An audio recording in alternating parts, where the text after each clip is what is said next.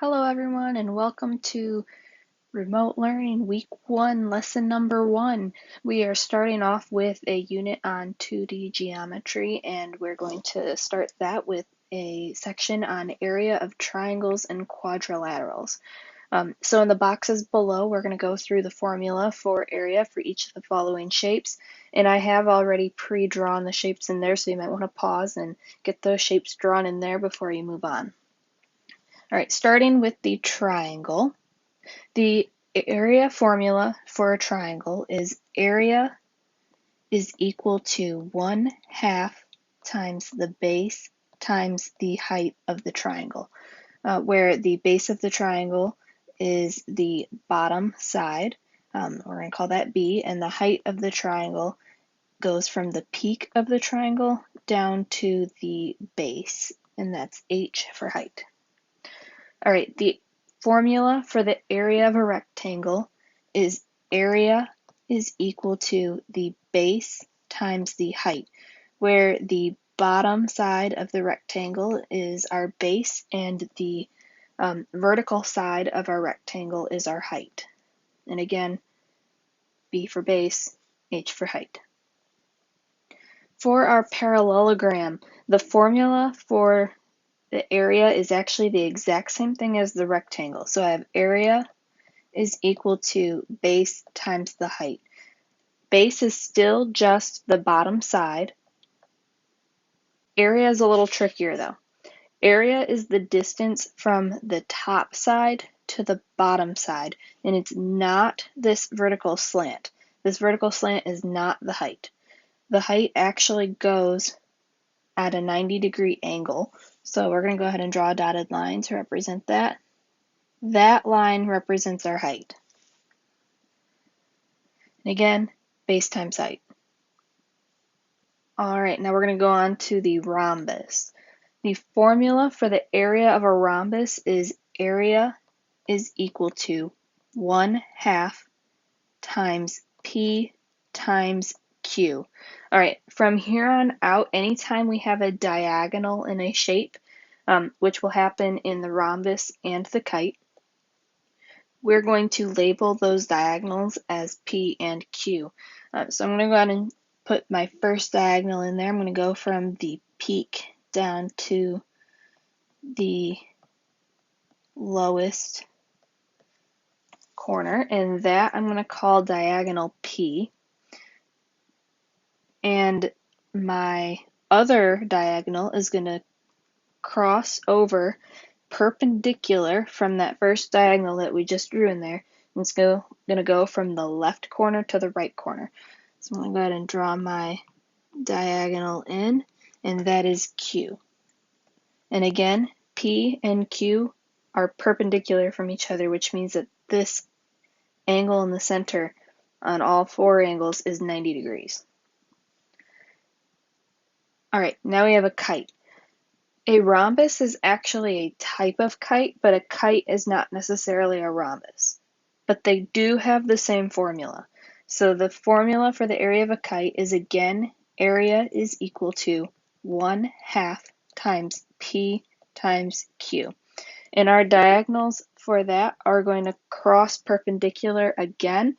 And again, I'm going to connect one point to the other, starting with what would be the lowest point if it was vertical.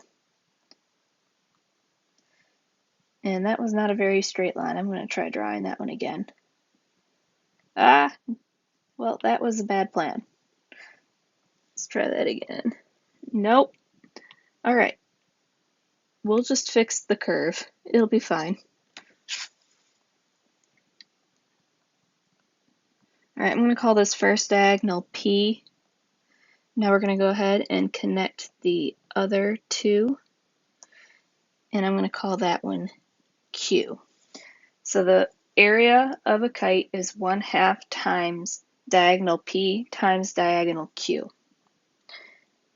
And last but not least, we have the trapezoid. The formula for the area of a trapezoid is different from all of the other ones because the trapezoid actually has two bases, and we're going to call those base 1 and base 2. So to find the area of a trapezoid, you have to use both bases. The formula goes area is equal to 1/2 times the sum of the bases, so B1 plus B2, times the height of the trapezoid, where the height of the trapezoid is going to connect from base 1 to base 2, and it's going to create a 90-degree angle, and that is going to be our height. So it has the same height from the base to the base as the parallelogram, but a trapezoid is special where you have two bases. All right, those are all of our formulas. Now that we have all those formulas, we can go ahead and move on to example number 1. All right, example 1 says find the area of each shape below. We're going to go ahead and start with the parallelogram up here. As a reminder, the formula for a parallelogram is area is equal to base times height. So when we look at our shape here, the bottom side is my base. That means that B is equal to 8. And my height is the distance from the base to the top side of the shape. So my height is this 6 that's marked here. So now that I know what my B and my H are, I'm going to go ahead and I'm going to plug those into my formula. So I have, instead of B, I have 8 times, and instead of H, I have 6. So the area of my shape is equal to 6 times 8. 6 times 8 is equal to 48. So my area is 48 meters squared. If you don't remember, when you're multiplying two numbers, where I have 8 meters and 6 meters, their units actually multiply as well. So you now have squared meters instead of singular meters. All right. Now we're going to go ahead and go to the trapezoid over here. Our formula for the area of a trapezoid was area is equal to 1/2 times the sum of our bases times the height of our trapezoid. So when I look at this figure here, I know that base 1 is 11 and base 2 is 15, and my height happens to be this side. So my H is 7, and I know that's my height because I have this 90-degree angle here, and that's what tells me that that's my height. So now that I know my variables, I'm going to go ahead and plug those in and solve for area. So I have 1/2 times the sum of my bases, B1 being 11, plus B2, which happens to be 15, times the height, which happens to be 7. All right. We're going to go ahead and break this down. 11 plus 15 is equal to 26. So I have 1/2 times 26 times 7. Half of 26 is equal to 13. So this is really equal to 13 times 7. That means that the area of my trapezoid is equal to 91 square meters. All right. Let's go down to the kite down here. So the formula for the area of a kite is area is equal to 1/2 times P times Q, where P and Q are our diagonals. They're actually already marked for me. It says that AC is 14 centimeters. I'm going to say that that's P. And I have that BD is 10 centimeters, so I'm going to call that Q. I'm going to go ahead and I'm going to plug those in. So I have area is equal to 1/2 times my P is now 14, times Q, which is now 10. I'm going to again simplify. I have 1/2 times 14. I know half of 14 is 7. And now I have 7 times 10, so the area of my kite is equal to 70 centimeters squared. Just a good tip, anytime you're finding area, your units are going to be squared. All right, and now we're going to go over to our last part of example number 1. We have this triangle here.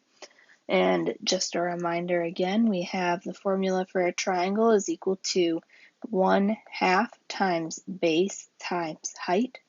The base of my triangle happens to be 4 in this case, that's that bottom side, and the height of my triangle is that dotted line that connects the peak of my triangle to the base, and that is equal to 6 centimeters according to my figure. So I'm going to go ahead and I'm going to plug those into my formula. So I have area is equal to 1/2 times the base, which happens to be 4, times the height, which happens to be 6. I know that half of 4 is 2, so I'm going to go ahead and simplify that. I have 2 times 6 now, which means that the area of my triangle is equal to 12 centimeters squared. All right, here we are on example number 2 that says to find the area of each shape below. So we're going to go ahead and start with this triangle here. And if you remember, we have 1/2 the base times the height. And if you're looking at this triangle and you're seeing this B and you're wondering, what do I do with that? Well, you have to find it because that's important for our area. We need to find that base. So we're going to go ahead and we're going to use the Pythagorean theorem to find our missing side length. So we can set this up as 12 squared plus B squared is equal to the hypotenuse, which is 20 squared. Because we've worked with the Pythagorean theorem many times, I'm going to go ahead and do some shortcuts and skip over some of the steps here. If you need a refresher, you can look back in some previous notes that are on my website. So 12 squared is 144, and 20 squared is 400. When you subtract those, that ends with b squared is equal to 256. When you square root both sides, that lets you know that b is equal to 16 meters. Now we can take that information and we can plug it into our area formula. So I have area is equal to 1/2 times my base, which is 16, times my height, which is 12. Now I'm going to go ahead and I recognize that half of 16 is equal to 8. So this is equal to 8 times 12. 8 times 12 is equal to 96. So the area of my triangle is equal to 96 meters squared. All right. Now we're going to move on to the second half of example 2. We're not going to spend a whole lot of time over here. The only thing I'm going to mention here is that you have to be really careful when you have a variable inside your measurement there. So when we take that, we have area is equal to 1/2 times my bases added together. So I have my base 1 as 4 and my base 2 as 7.2. So I have 4 plus 7.2 all times the height, which is that 3x. So when you solve for this, you end up with 5.6 times 3x, and the x just carries right through. So your area ends up being equal to 16.8x feet squared. So the x just carries through and it stays in your answer because there's no way for us to solve for what that x is. All right, now we're going to go ahead and we're going to move on to example number 3. Find the base of a parallelogram in which the area is 28 square yards and the height is, oh, that should be 5.6 yards. I've got a little typo there.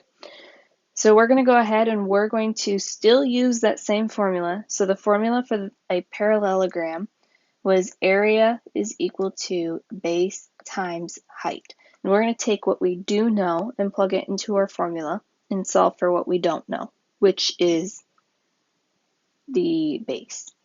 So I have area is equal to 28 and my base is unknown times my height, which is supposed to be 5.6. When I divide that out, that 5.6 out on both sides to get the base by itself, that gives me that our base is equal to 5 yards. So we have square yards for the area, but that just means that each of my components for the base and the height have to have a singular yards. So the base is equal to 5 yards. All right, so example 4. Find the height of a triangle whose area is 15 square centimeters with a base of 5 centimeters. So again, we're going to take our formula. So I have area is equal to 1/2 times base times height. And we're going to plug in what we do know to solve for that height. So I know my area is 15 is equal to 1/2 times my base, which is 5, times my unknown height. I'm going to start by simplifying what I have on each side. 15 is already simple. We can't do anything else to it. But I can combine 1/2 and 5. So I now have 15 is equal to 1/2 times 5 is 2.5 times my height. I'm going to divide out the 2.5 on both sides, and that leaves me with a height that is equal to 6 centimeters. This is actually, we're going to stop here. We're not going to do example 5 and example 6. I will post those in a separate video if you would like to go through with those, but that's not the focus of our lesson, so we're just going to cut those out for today.